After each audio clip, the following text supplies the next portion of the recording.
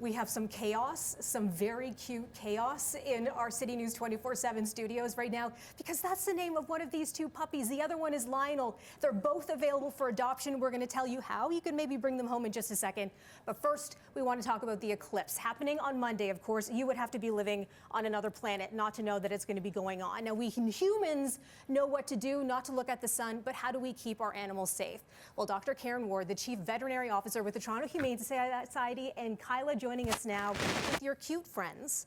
Tell us a little bit about these puppies before we talk about Eclipse Day. So these two puppies are a part of a group of 7, a litter of 7, and they're heading out to foster today. Hey, I just want to help you real quick here. This little guy wants to keep covering the microphone. Yep. Keep going for us, Karen.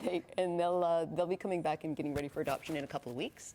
But people can certainly reach out to the Humane Society to talk to them about these dogs now, and they can be put on hold for adoption if folks are interested. Now, if we have animals at home already, come Eclipse Day, what do we have to do to keep them safe? Is there anything we need to keep in mind? So a lot of it's just common sense, right? So definitely our eyes are going to get hurt if we look at the sun. The same stands for our animals. They have the same biology and anatomy, or similar to us, but they just don't. Like, when's the last time you saw a dog look at the sun? It's not a normal behavior for animals. So they're not going to do that on their own. What we're encouraging folks to do is just to leave their pets at home. So to go off to enjoy the eclipse with their human family and human friends, but it's not the kind of event that's really going to be exciting for their animals. One of the things that can be problematic is just like the crowds and the noise and things that are so much fun for people are not fun for dogs. Right. So it's the sort of the human activity around it that might be problematic, and the traffic and the traffic jams and sitting in cars for a long time. All of that is better not to be having your pet along with you.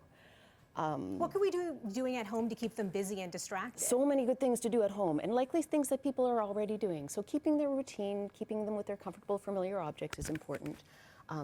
Toys are really nice, so food dispensing toys can be fantastic. If you have a Kong, something like that, and you can stuff it with peanut butter or cream cheese or canned dog food, and throw it in the freezer, and then that keeps them really busy working at that kind of thing. They really enjoy that. Do we know how animals have responded to solar eclipses before?